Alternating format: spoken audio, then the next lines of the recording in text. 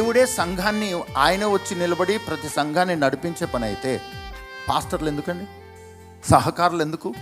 దేవుడే పరలోకంలో నుంచి డాలర్లు, రూపీసు ఇట్లా కుమ్మరించే పని అయితే మరి ఎందుకు దశమ భాగం ఇవ్వమని చెప్పాడు? ఎందుకు కానుకలు ఇవ్వమని చెప్పాడు? ఎందుకు ప్రతిష్ఠితార్పణలు ఇవ్వమని చెప్పాడు? ఎందుకు దేవుని పని కొరకు విత్తమని ఆయన చెప్తున్నాడు? మనుషులు ఎందుకు పని చేస్తున్నారు? దేవుడే వచ్చి చేయొచ్చు కదా, దేవుడే పాస్టర్గా ఉండిపోవచ్చు కదా, దేవుడే ఒక ప్రవక్తగా ఉండిపోవచ్చు కదా, దేవుడే ప్రతి ఇంట్లో డబ్బు ప్రింట్ చేసే మిషన్ పెట్టిపోవచ్చు కదా.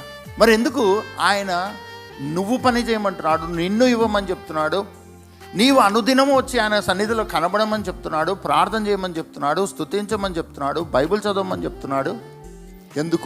ఎందుకు అంటే ఆయన నీ ద్వారా పని చేయడానికి నిన్ను రక్షించుకున్నాడు. నీ శరీరము ద్వారా ఆయన పని చేయడానికి నిన్ను రక్షించుకొని ఉన్నాడు. నీ ఆలోచన ద్వారా పని చేయడానికి ఆయన నిన్ను రక్షించుకొని ఉన్నాడు. కానీ మన దృష్టి ఆయన కొరకు అని కాకుండా నీవు డైవర్ట్ అయిపోయినట్లుగా నీ పరిస్థితులు అన్నదాన్ని నీ మైండ్కు తీసుకునేటట్లుగా అపవాది చేస్తారు.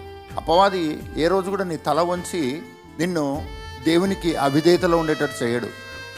జస్ట్ నీ ఆలోచన, జస్ట్ నీ తలంపులు, జస్ట్ నీ ఆలోచన విధానం, నువ్వు నమ్మే విధానం, నువ్వు మాట్లాడే విధానం, నీ హృదయ స్థితి, దీన్నే ఇన్ఫ్లుయెన్స్ చేస్తాడు, దీన్నే ప్రభావితం చేస్తాడు.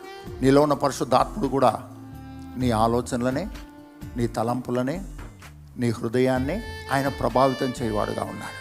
హల్లెలూయా.